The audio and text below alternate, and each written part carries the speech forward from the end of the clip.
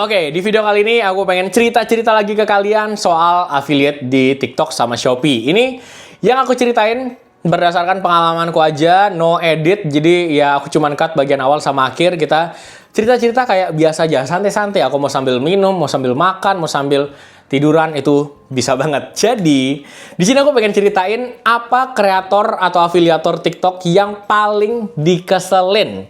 Ini kita tuh paling kesel sama apa gitu loh selama ngejalanin affiliate di TikTok. Ini mungkin kalian juga ngalamin ya. Jadi, yang pertama dulu nih.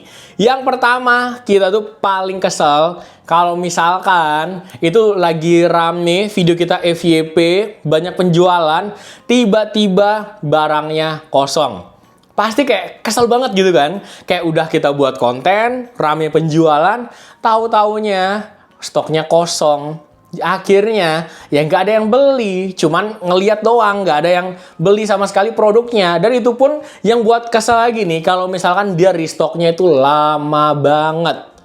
Kayak bener-bener, aduh ini nunggu berapa lama lagi gitu ya. Mana konten lagi FYP, itu kita kesel gitu loh. Itu udah konten rame, tau-taunya orang nggak bisa beli.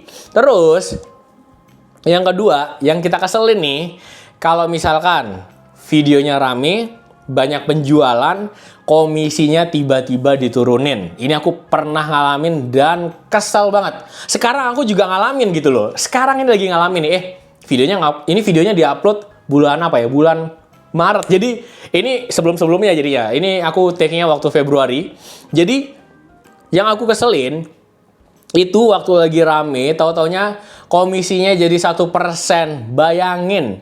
Dari 10% jadi 1%. Ini nggak cuma di yang satu produk ya. Ada juga produk lain yang tiba-tiba komisinya diturunin. Terus aku udah chat sellernya, tahu-taunya sellernya nggak balas. Terus sekarang kita chat, itu cuma di-read doang. Ya kesel banget kan. Padahal konten kita lagi rame, banyak penjualan, tapi komisinya cuma 1%. Terus yang ketiga, yang kita keselin nih, kalau misalkan konten kita rame, banyak penjualan, terus si sellernya tuh minta untuk kode otorisasi. Jadi buat kalian yang belum tahu nih, itu si seller itu bisa ngiklanin untuk konten kita. Nah, tahu-taunya setelah diiklanin, link keranjang kuning yang ada di video kita, itu diganti linknya sama link yang berbeda. Akhirnya, kalian tahu apa? Kita nggak dapat apa-apa.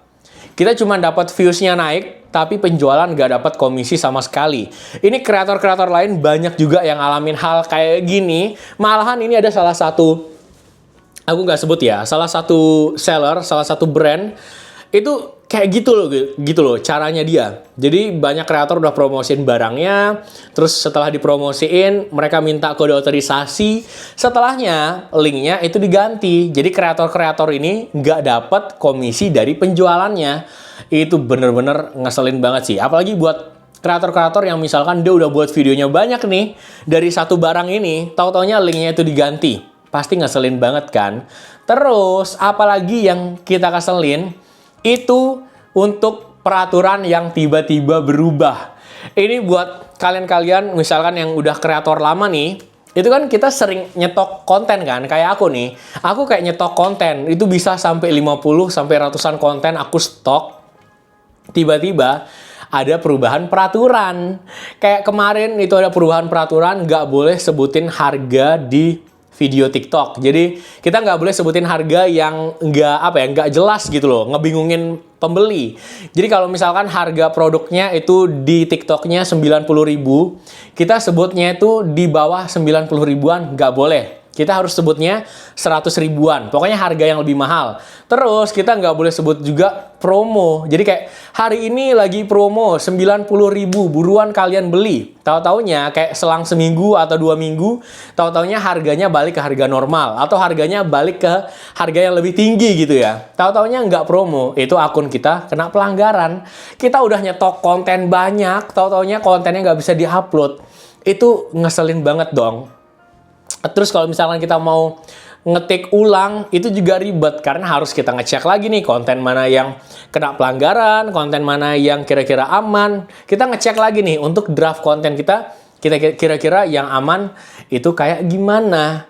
Nah, yang terakhir nih, yang kita keselin kalau yang selama jadi afiliator TikTok nih ya. Kalau misalkan akun kita itu kebaca pelanggaran, padahal enggak pelanggaran. Ini aku yakin kalian pernah ngalamin nih, afiliator-afiliator TikTok, itu akun kalian yang sebenarnya kayak baik-baik aja gitu loh, nggak ada pelanggaran, tapi tiba-tiba kena pelanggaran.